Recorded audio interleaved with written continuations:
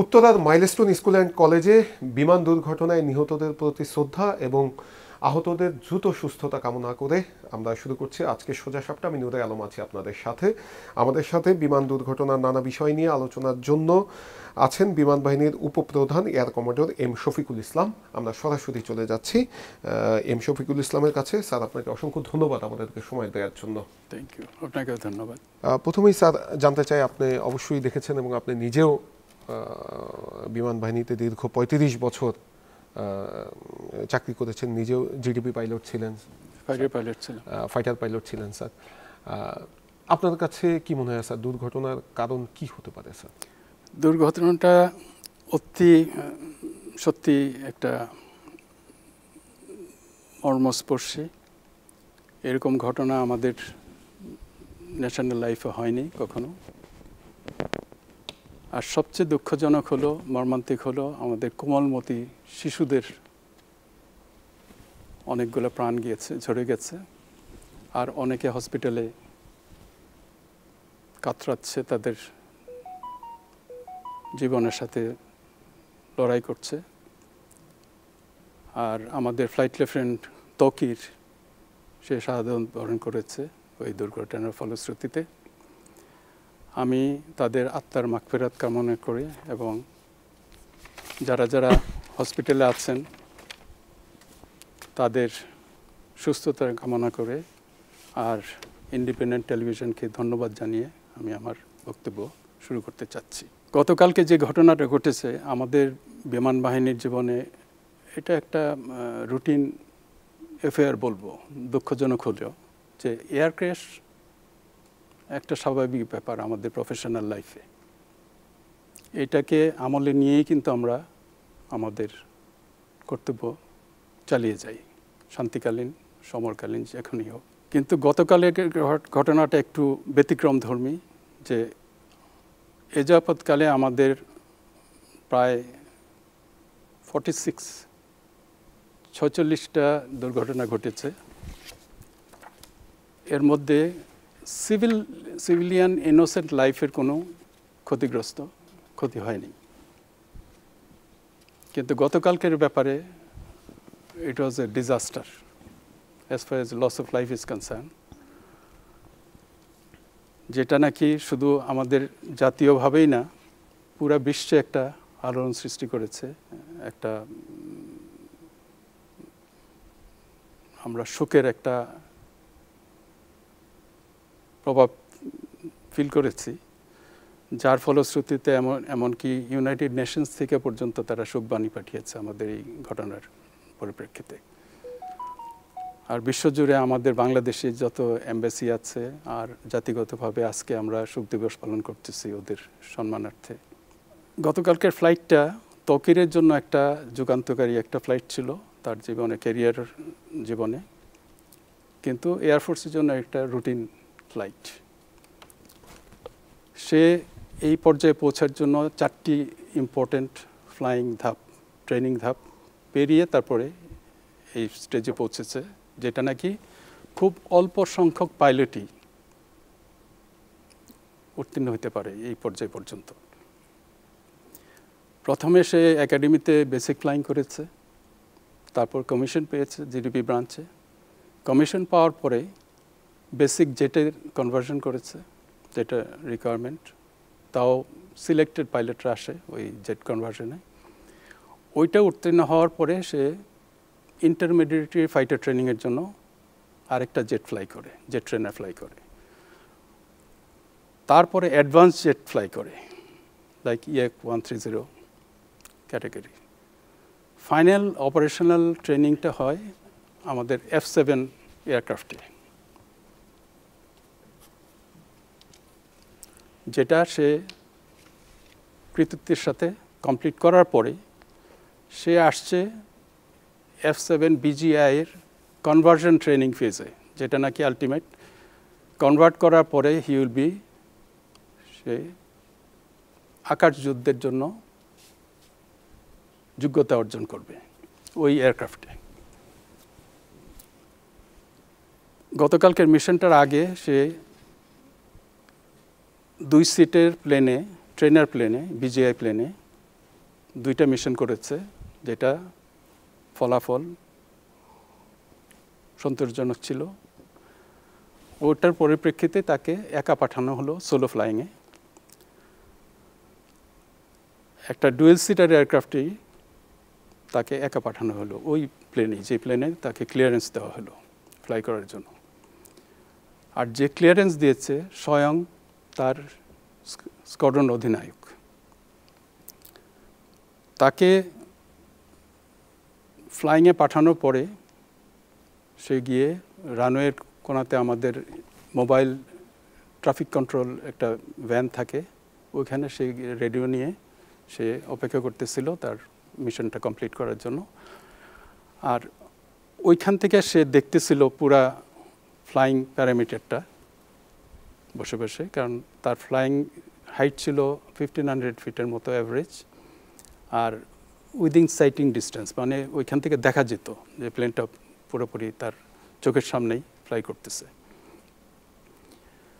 এয়ারফিল্ডের উপরে তার 3টা প্যাটার্ন করার কথা according to the flight profile, about 15 minutes time.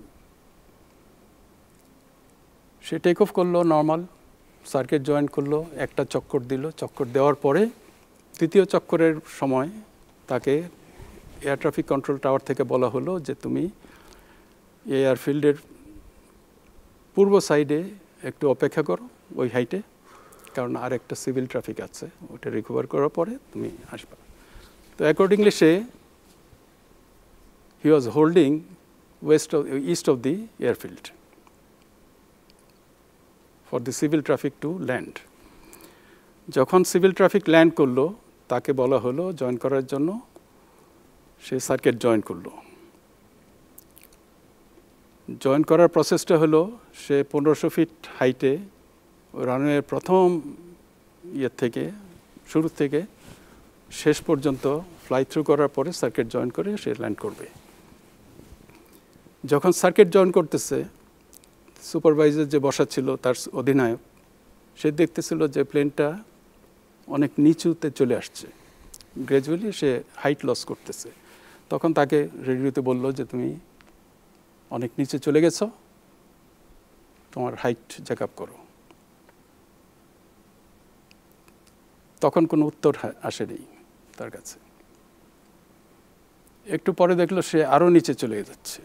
তখন এখান থেকে বসে সে বুঝতে পারলো যে এখন সে যদি ইজেক্ট না করে তাহলে সে প্রাণে বাঁচবে না। তখন এইখানে বসে সে তাকে ইনস্ট্রাকশন দিল যে ইজেক্ট, 2বার সে বলেছে ইজেক্ট ইজেক্ট, কিন্তু ইজেক্ট করে নাই। পরে দেখা গেল প্লেনটাকে বাঁ দিকে কাত করে সে নিচের দিকে নামতেছে, কিন্তু বাঁ দিকে কাত করে সে গ্রাউন্ড হিট করলো।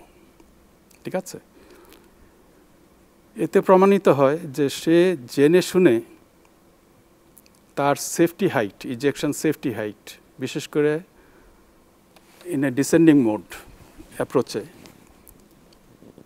সে এটা অতিক্রান্ত করেছে, কারণ শেষ মুহূর্ত পর্যন্ত সে চেষ্টা করেছে প্লেনটাকে ওই জনবহুল জায়গা থেকে সরিয়ে নেওয়ার জন্য, কিন্তু সেটা সে সক্ষম হয়নি, কারণ বোঝা যাচ্ছে যে কন্ট্রোলে কিছু সমস্যা ছিল, যার জন্য সে বলেছে যে I have got technical problem.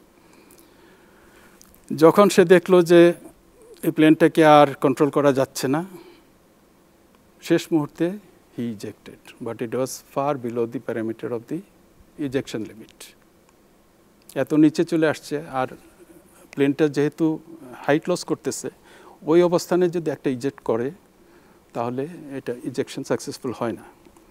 যদিও এই সিটটা মার্টিন বেকার 00 সিট, গ্রাউন্ডে যদি স্টেশনারি থাকে এয়ারক্রাফটটা, ওইখান থেকেও যদি ইজেক্ট করে, ওই সিটটা পাইলটকে উপরে নিয়ে প্যারাশুট ডিপ্লয় করে পাইলটকে প্যারাশুটে নামানোর ক্যাপাসিটি রাখে। এইখানে সাকসেসফুল হয় নাই কেন? Because aircraft was in descending, not in a steady platform.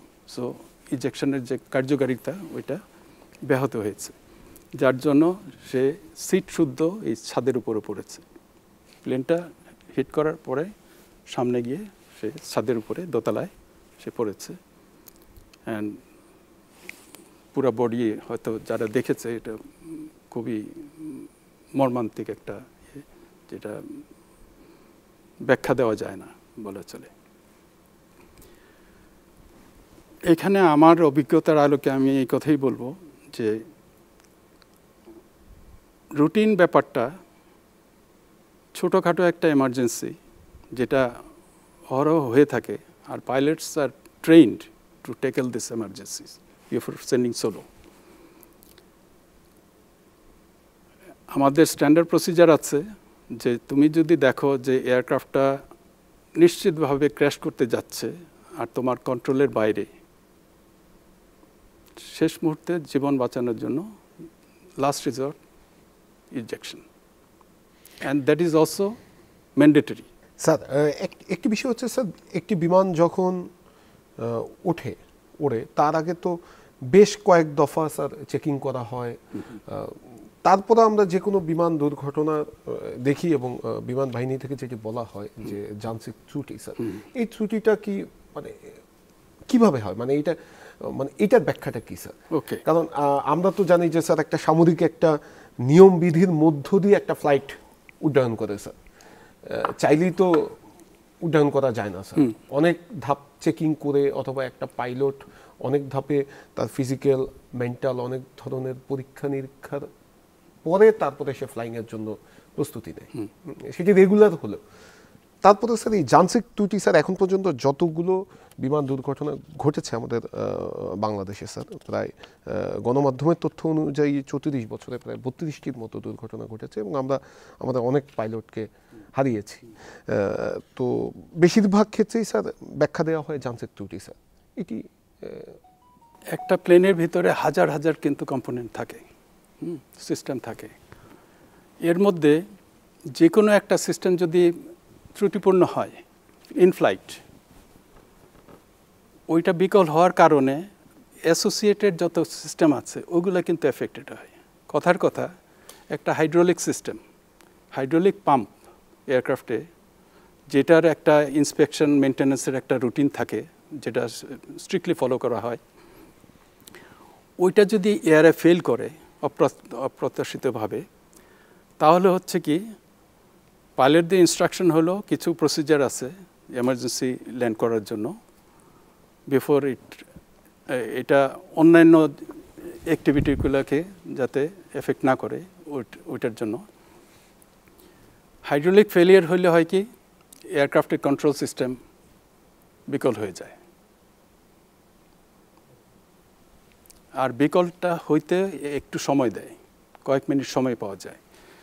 তারপরে ল্যান্ডিংয়ের পরে দেখা গেল যে ব্রেক সিস্টেম কাজ করে না বিকজ অফ হাইড্রোলিক ফেলিয়ার। তো এখানে আমাদের একটা হাইড্রোলিক পাম্প বিকল হওয়াটা খুব একটা অস্বাভাবিক কিছু না হাজার হাজার কম্পোনেন্টের মধ্যে,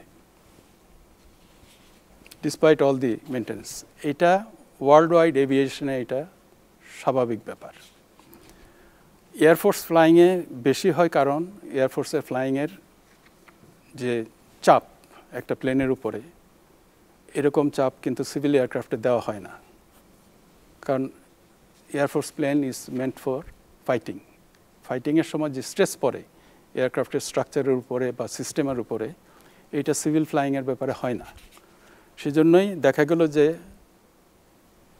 সিস্টেম ফেলিয়ার এয়ারফোর্স এয়ারক্রাফটের মধ্যে বেশি, আর ফ্লাইং ইন্টেন্সিটি কিন্তু ফ্রিকোয়েন্সি যেটা বলতেছি এয়ারফোর্সে বেশি। একটা এয়ারক্রাফট কিন্তু দিনে 3টা থেকে 4টা মিশন করে, তার মানে পুরো যন্ত্রগুলো কিন্তু 4-5 বার টেস্টিং করা হয় ইয়েতে এক্সট্রিম কন্ডিশনে। ওইখানে 2-1টা ফেলিয়ার আনকমন কিছু না। এটাকে চেক করার জন্য আমাদের সিস্টেম এমনভাবে করা যে ফ্লাইট সেফটি প্রোগ্রাম, যেটা in maintenance as well as flying, engineers আর সচেতন, তারা ওইটাকে সর্বোচ্চ স্ট্যান্ডার্ডে তারা পালন করে।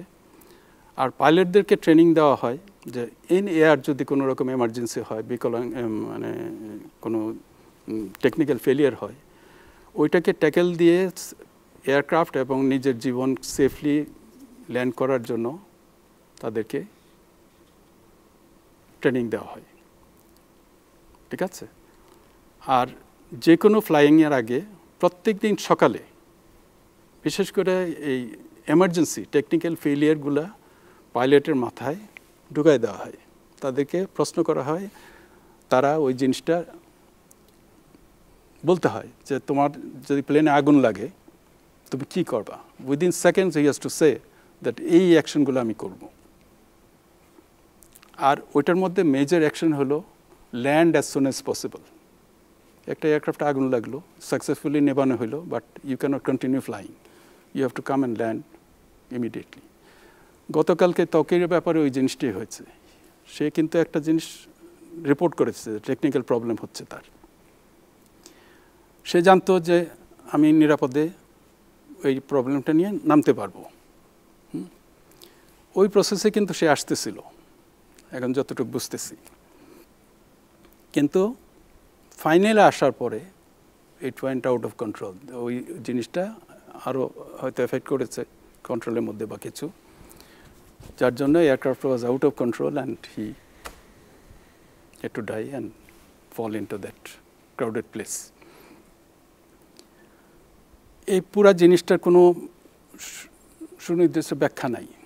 স্যার, F7 যেটি গতকালকেরও দুর্ঘটনায় পড়ে, এর F7-এর যদি একটু হিস্ট্রি দেখি স্যার, এর আগে 2010 সালে স্যার F7 MB যুদ্ধবিমান পতেঙ্গায় বিধ্বস্ত হয়েছে।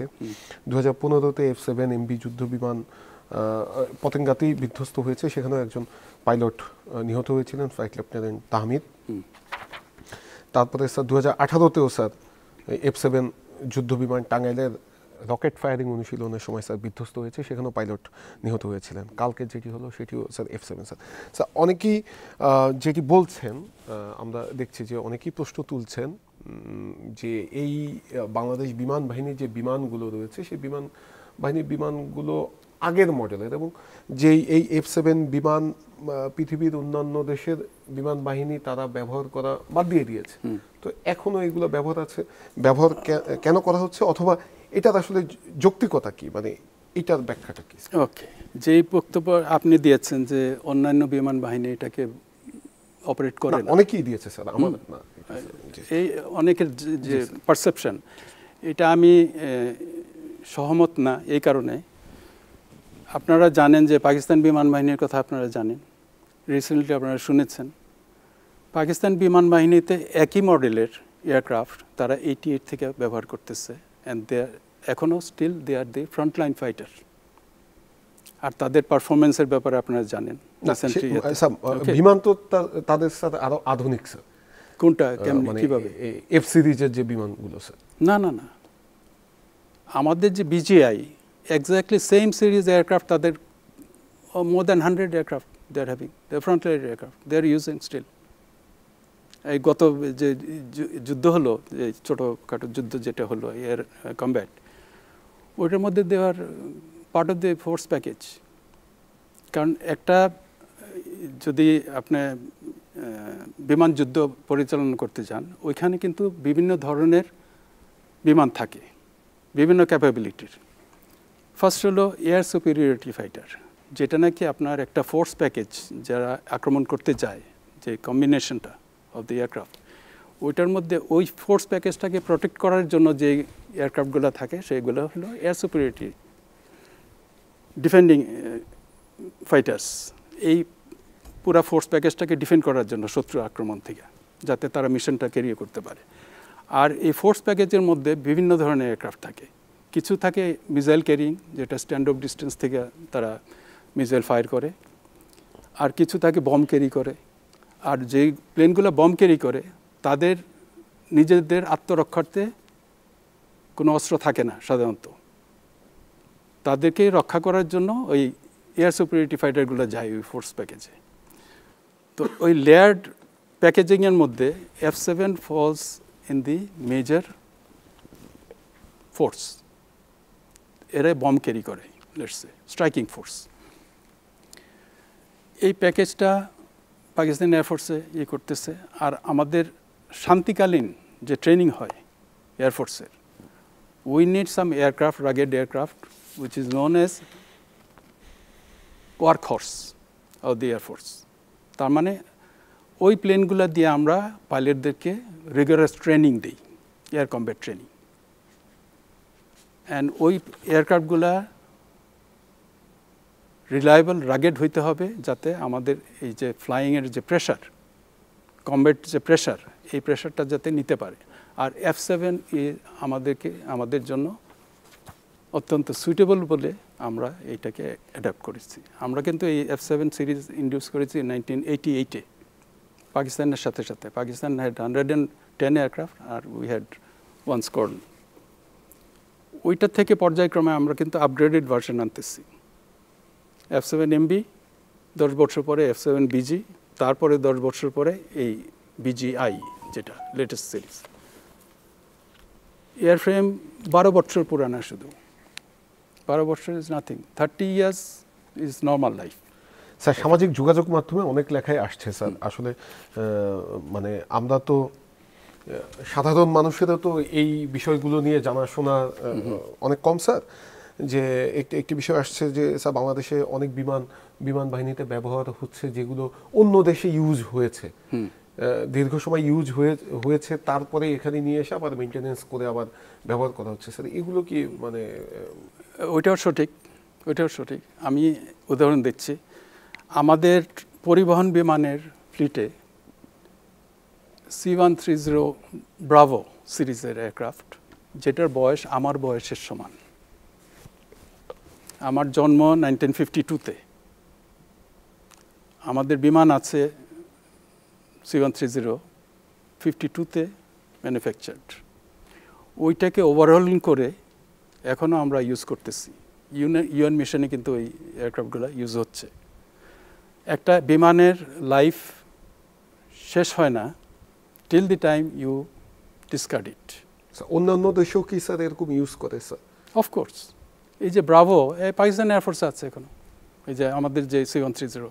আর আমরা আনলাম কখন?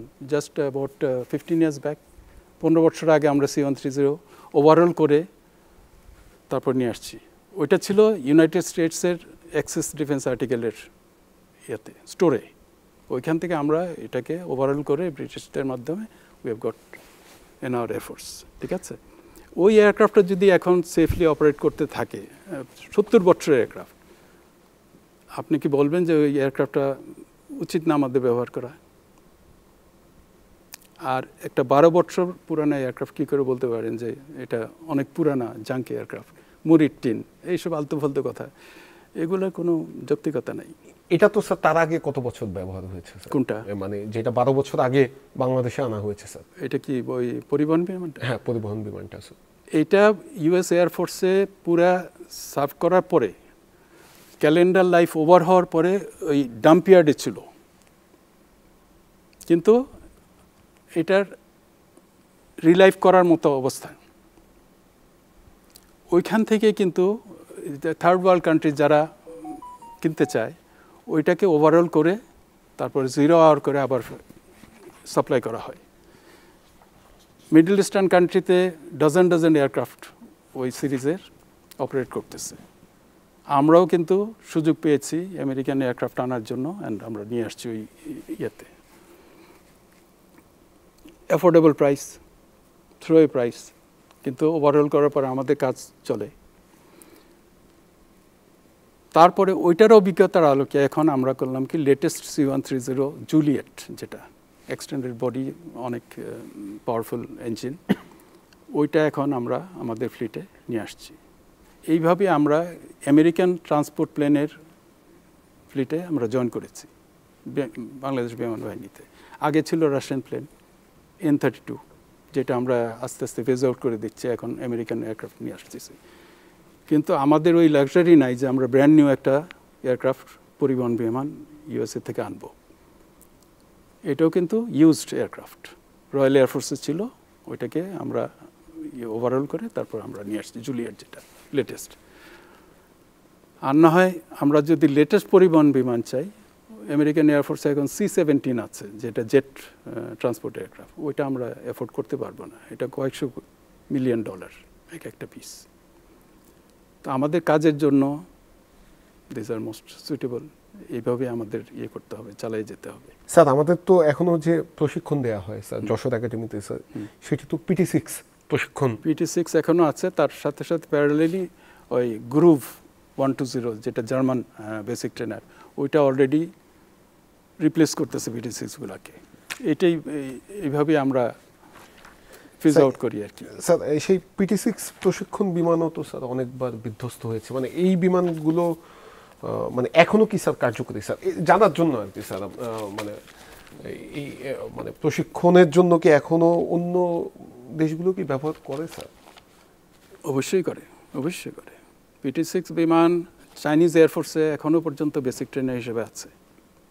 ওর যদিও তারা উন্নত ট্রেনার অলরেডি উদ্ভাবন করেছে। আর PT6 কিন্তু খুব একটা রাগেড এয়ারক্রাফট, আর বেসিক ট্রেনিংয়ের জন্য আপনার ওই রাগেড এয়ারক্রাফটই দরকার, যাতে ভুল করলেও, হেভি ল্যান্ডিং করলেও এটা সাস্টেন করতে পারে। নাজুক যদি হয় তাহলে ক্যাডেট কিন্তু ভুল করে 2 দিনে এয়ারক্রাফট ভেঙে ফেলবে। আমাদের প্রয়োজনে PT6 was the best aircraft তখন, যখন আনা হয়েছে। 77-এ আসছে PT6। আর আমাদের এখানে এয়ারফ্রেম ওভারহলিং প্ল্যান্টও আছে, তো আমরা স্বয়ংসম্পূর্ণ মোটামুটি ছিলাম। তো এখন একটা স্টেজ আসছে যেখানে calendar life, 3rd calendar life expired, সেগুলো ফেজ আউট করা হচ্ছে সার্ভিসেবল থাকতেই। আর ওইটার রিপ্লেসমেন্ট হিসাবে এখন আসতেছে Grob, German plane, propeller plane. আর ট্রেনিং কস্ট, অপারেটিং কস্ট PT6-এর চাইতে অনেক কম, কারণ এটা টার্বোপ্রপ ইঞ্জিন, যেটার ফিউল কনজাম্পশন অনেক কম, সস্তা অপারেশন। প্লাস PT6-এর হলো high grade fuel, piston engine aircraft, যেটা ওয়ার্ল্ডে on the operating cost basis এটাকে আস্তে আস্তে ফেজ আউট করতেছে। সেই কারণে আমরাও এটার ক্যালেন্ডার লাইফ আর কস্ট অফ অপারেশনের জন্য আমরা ফেজ আউট করে cheaper and more modern aircraft আমরা ইন্ট্রোডিউস করছি। অলরেডি আমাদের গ্রুপের সংখ্যা মোটামুটি পর্যাপ্ত আছে আর কি। স্যার একটা সমালোচনা হচ্ছে যে স্যার ঢাকা শহর খুবই ঘনবসতিপূর্ণ শহর, এবং আজকের শিক্ষার্থীরাও দাবি তুলেছে যে ঢাকা শহরে কেন প্রশিক্ষণ বিমান উড্ডয়ন করা হবে, প্রশিক্ষণ কেন, যেটি সোলো প্রশিক্ষণ সেটি ঢাকা শহরে কেন দেওয়া হবে, যেখানে এত মানুষের বাস। এমনিতেই তো ঢাকা শহর স্যার ঝুঁকিপূর্ণ শহর স্যার, এটা ওকে ধরে নিই আমরা যে এয়ারফোর্স ফ্লাইং বন্ধ করে দিল কর্মীটলা থেকে। ডাজ এটা কি আমাদেরকে নিশ্চিত করতে পারবে যে কোনো সিভিল এয়ারক্রাফট এসে কালকে জনবসতিতে পড়বে না? কারণ it's busy airfield, civil aircraft is flying more than air force. Okay, আর এয়ারফিল্ডটার কিছু সেফটি প্যারামিটার আছে, যেটাতে জনবসতি বা আমাদের স্থাপনাগুলা করতে দেওয়া হয় না। আর এই যে অবস্ট্রিকেল ক্লিয়ারেন্স লিমিট আছে একটা, শহরের বিল্ডিংগুলোও আমরা 50 তলা করতে পারবো না because of the airfield safety limitation. ওই লিমিটেশনগুলা মেনটেন করেই কিন্তু আমরা অপারেট করতেছি এয়ারফিল্ডটা। আর এই এয়ারফিল্ডের মধ্যেই রানওয়েতেই আমাদের কয়েকটা কিন্তু ক্র্যাশ হয়েছে, রানওয়েতে ক্র্যাশ হয়েছে, কিন্তু ইট didn't effect the civil population. এই যে ক্রিটিক্যাল অপারেশনগুলা রানওয়েতে অপারেট করার জন্য airfield is design like that. পুরা রানওয়ের পাশে কিন্তু অ্যাটলিস্ট 500 ফিট ক্লিয়ারেন্স নিয়ে পুরা রানওয়েতে ক্লিয়ারেন্স থাকে। তারপরে ওইখান থেকে একটা গ্রেডিয়েন্ট স্লোপ আছে, ক্লিয়ারেন্স স্লোপ, যেটার উপরে কোনো পার্মানেন্ট স্ট্রাকচার করা যাবে না, অবস্ট্রিকেল ক্লিয়ারেন্স লিমিট যেটা। সব কিছু স্ট্যান্ডার্ড ইন্টারন্যাশনাল মেনটেন করেই কিন্তু এয়ারপোর্টটা অপারেট করা হচ্ছে। That is ICAO standard, that is international civil aviation organisation standard. সেইখানে এয়ারফোর্স অপারেশন করাটা এটা নগণ্য ব্যাপার, কারণ এয়ারফোর্স এখান থেকে টেক অফ করে goes to the training area. পুরো বাংলাদেশে আমাদের যে এয়ার স্পেস ট্রেনিং এরিয়াগুলো, ওইগুলো কিন্তু ওই যে আমাদের হাওড় এলাকা আছে কিশোরগঞ্জের, ওইখানে জনবসতি কম, ওইটা আমাদের এয়ারফোর্স ট্রেনিং এরিয়া, যেখানে আমাদের এয়ার কমব্যাট ট্রেনিং দেওয়া হয়। In case of any crash or something, population will not be affected. এরকমভাবে ডেজিগনেটেড কিছু এয়ার ট্রেনিং এরিয়া আছে বাংলাদেশে, এয়ার স্পেস, যেটা আমরা ইউজ করি। আর সাগরের উপরে কিছু ক্রিটিক্যাল ট্রেনিং এরিয়া আছে, যেরকম armament delivery, air two air firing করি, যাতে পপুলেশন ইজ নট এফেক্টেড। এইসব সেফটি মার্জিনগুলো আমাদের এনশিওর করা আছে। কিন্তু একটা এয়ারক্রাফট টেক অফ করার জন্য যে সেফটি ক্লিয়ারেন্সের দরকার, এটা পর্যাপ্ত পরিমাণে অলরেডি আমাদের কুর্মিটোলাতে আছে। এখানে সিভিল এয়ারক্রাফট যেখানে বোয়িংয়ের মতো বড় বড় লার্জ এয়ারক্রাফট অপারেট করতেছে, খোদা না কারুক একটা বোয়িং যদি ইন্ডিয়ান এয়ারলাইন্সের মতো ক্র্যাশ করে, এইটার যে ক্ষতি হবে আলানোস। কিন্তু ওই কারণে আমরা বলতে পারি না যে we should not have the airport here. You talk about Heathrow Airport. It is right in the middle of the metropolis, and world's one of the busiest airport. Istanbul Airport, Nutunta jeta, right in the center of Istanbul, busiest and largest city. আরেকটি প্রশ্ন উঠছে যে sir, যেখানে আমাদের আন্তর্জাতিক এয়ারলাইন্সগুলো চলাচল করছে, আন্তর্জাতিক এয়ারপোর্ট এবং পাশাপাশি সামরিক বিমানও উড্ডয়ন করছে স্যার, এইটা কতটুকু স্যার মানে ঠিক, এবং সেই সঙ্গে স্যার আমাদের কি সেই সক্ষমতা আছে যে বিমান বাহিনীর জন্য আলাদা রানওয়ে করা, আলাদা এয়ারপোর্ট? আমাদের ওই সক্ষমতা নাই বলেই কিন্তু আমরা ওই অ্যারেঞ্জমেন্টটা করছি। কেন অন্যান্য দেশেও কি স্যার এইটা মেনটেন, মানে একই রানওয়ে, মানে আন্তর্জাতিক ফ্লাইট এবং সামরিক বাহিনীর বিমান বেশিরভাগ দেশেই কিন্তু joint user, air force parallel uses the civil runway. আর আমাদের ব্যাপারে এটা আরও প্রযোজ্য, because Bangladesh air force is the এমন একটা ইউনিক এয়ারফোর্স ওয়ার্ল্ডে যার কোনো নিজস্ব বেজ নাই, এককভাবে এয়ারফোর্স বেজ নাই। সেজন্য আমরা সিভিল এর সাথে জয়েন্ট অপারেশন করি। যেরকম কুর্মিটোলাতে, আমাদের কুর্মিটোলার পশ্চিম সাইড কিন্তু এয়ারফোর্সের, আর পূব সাইড হলো আমাদের সিভিল ফ্যাসিলিটি। এটা আমাদের জন্য কনভিনিয়েন্ট, অ্যাফোর্ডেবল। আর আমাদের মতো গরিব দেশের ওই প্রায়োরিটিতে আসে না যে আমাদের মাল্টি-বিলিয়ন ডলার খরচ করে একটা এয়ারবেস তৈরি করা। এটা আমাদের ন্যাশনাল এজেন্সিতে আসে নাই বলেই কিন্তু আমাদের জয়েন্ট করতে হচ্ছে। বাংলাদেশে আমাদের Cox's Bazar airfield joint user, air force একদিকে, সিভিল একদিকে, চিটাগাং এয়ারফোর্স একদিকে, সিভিল একদিকে, কুর্মিটোলা সিভিল একদিকে, এয়ারফোর্স একদিকে, Jessore same academy is running, intensive flying হচ্ছে, কিন্তু civil flight is also there, joint user. এটা ছাড়া আমাদের কোনো গত্যান্তর নাই। যে কোনো এয়ারফোর্স বলতে পারে যে why shouldn't we have a airbase of our own so that we can fly this. কথার কথা, আমরা যদি একটা এয়ারবেস করি, কোথায় করব? You can suggest. কোথায় ওই জায়গাটা পাবো যেখানে আমার কোনো জনবসতি থাকবে না? Bangladesh is a very densely populated area. আমরা একটা ইন্টারন্যাশনাল এয়ারফিল্ড করার জন্য একটা উদ্যোগ নেওয়া হয়েছিল সরকারের পক্ষ থেকে আরিয়াল বিলে। আমরা কি জমি অ্যাকোয়ার করতে পারছি? পারি নাই, because of the public pressure, because of the displacement of the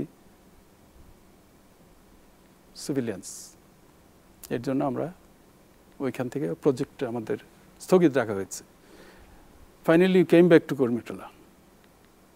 ঠিক আছে,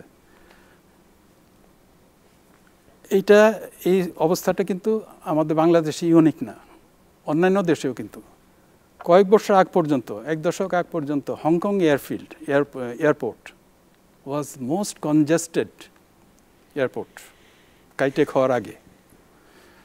ওই এয়ারপোর্টে অ্যাপ্রোচ করতে গিয়ে there was no straight path of approach, even for the 747 Boeing.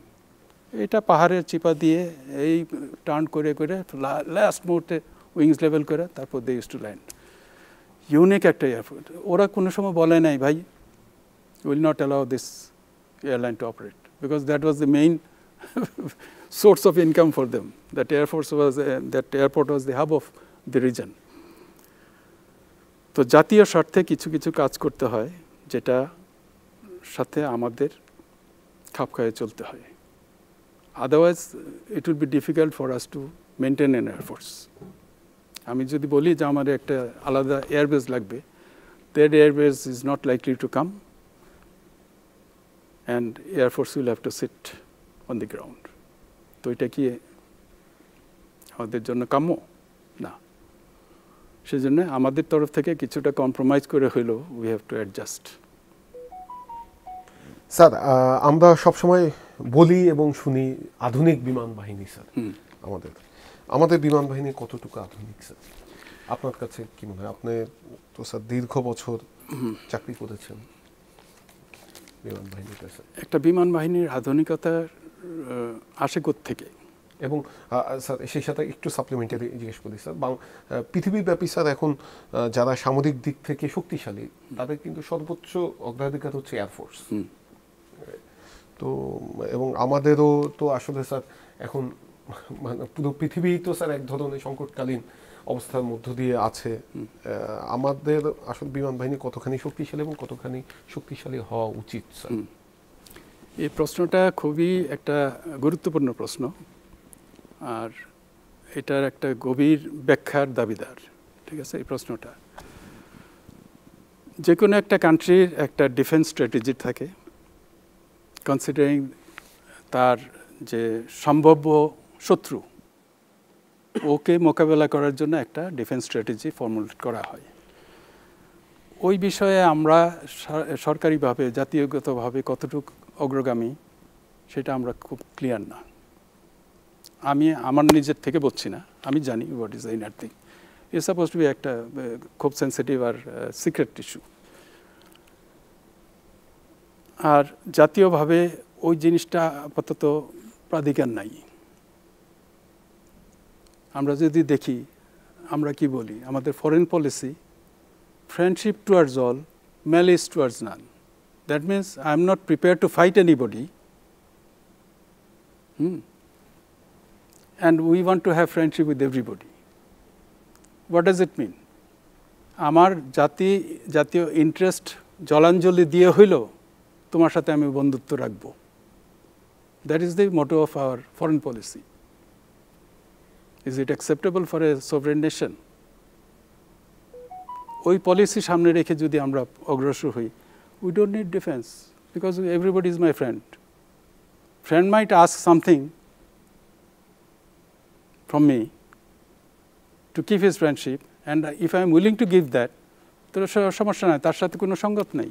So I don't need a defense. I don't need a strong air force. এই ধরনের নেতিবাচক যদি স্ট্র্যাটেজি থাকে, national strategy, defence has no business to exist. Okay, but বাস্তবতা কি? শত্রু কখনো বলে গিয়ে আসে না, যুদ্ধ কখনো বলে গিয়ে আসে না, চড়াই দেওয়া হয়, বিশেষ করে আমাদের third world country most unexpected source থেকে। শ্রীলঙ্কার উদাহরণ আমরা যদি দেখি, Sri Lanka didn't have an air force. ওরা তাদের হেলিকপ্টার দিয়ে আর পরিবহন ট্রান্সপোর্ট দিয়ে ট্যুরিস্ট ক্যারি করতো, পয়সা কামাইতো। যখন তামিল বিদ্রোহ শুরু হলো, then they realize the requirement of air force. রাতারাতি তারা বাটন টিপে চেষ্টা করেছে এয়ারফোর্স ইয়ে করার জন্য, বাট air force cannot be made in a day.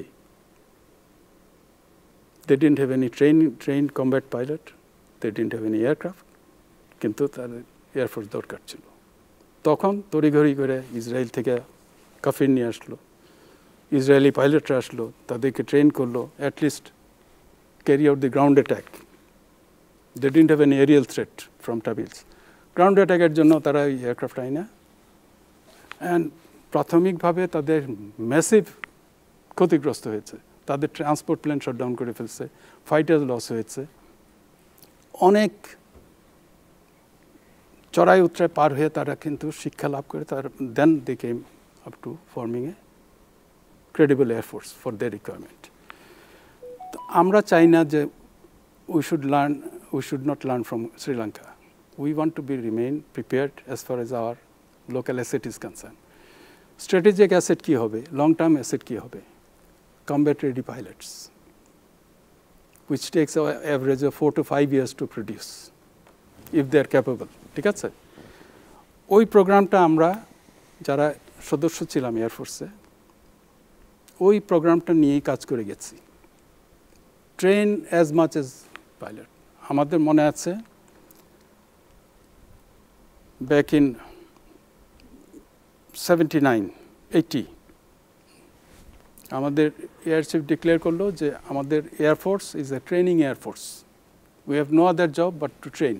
Idea is to train the pilots, prepare them for combat.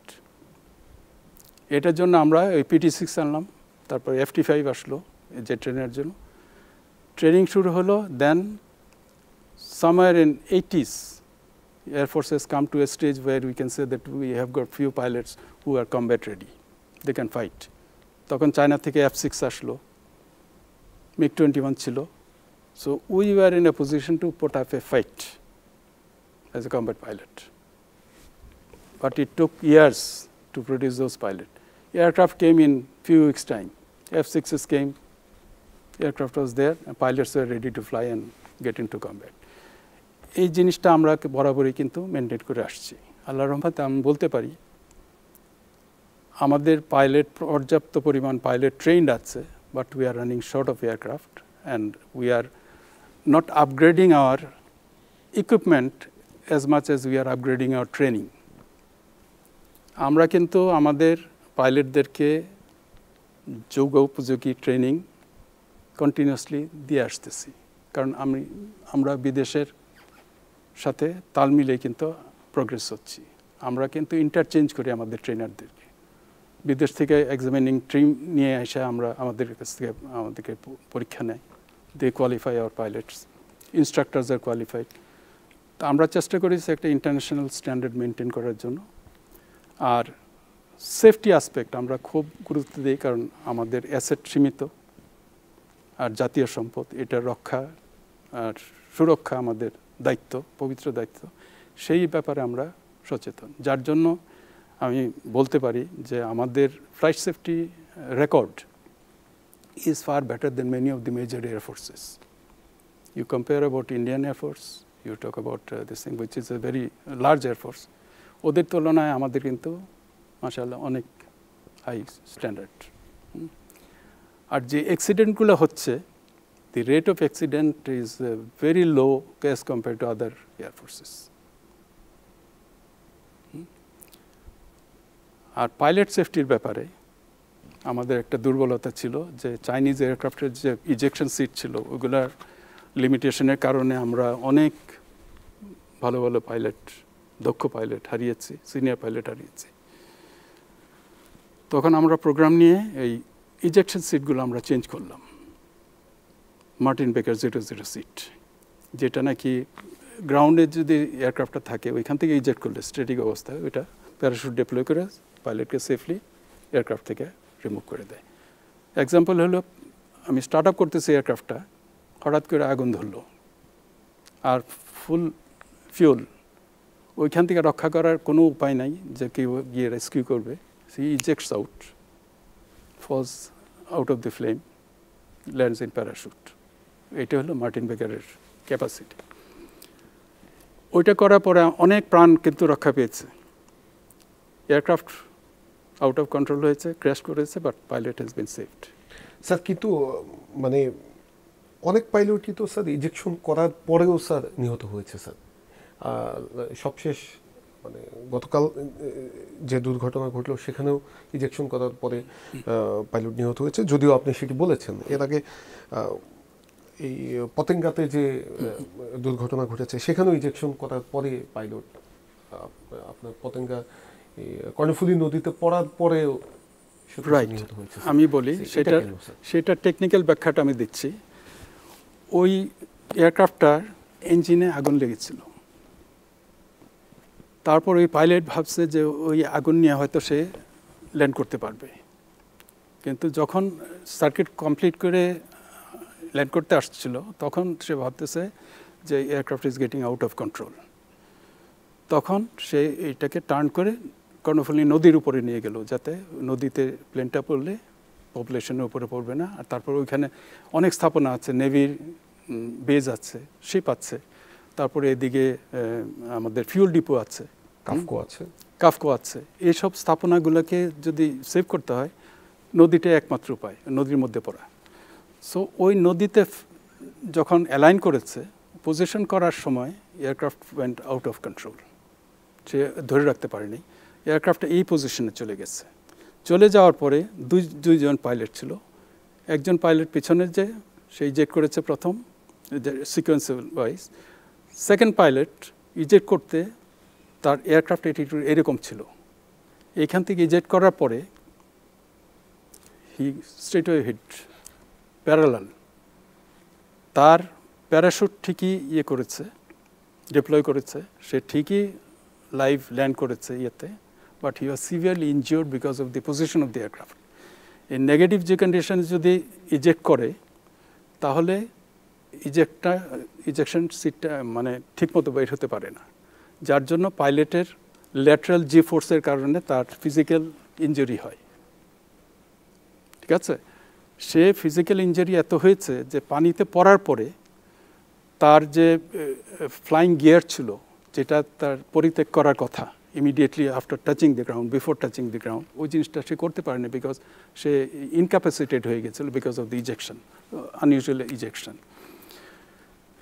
ওইগুলো নিয়ে হেলমেট পরা, মাস্ক পরা, হি ফেল ইন দ্য ওয়াটার। ওইগুলা থেকে করা, মাস্ক খোলার ক্যাপাসিটি তার ছিল না। ওইগুলো নিয়ে সে পানির নিচে যখন গেছে হি কুড নট ব্রিথ।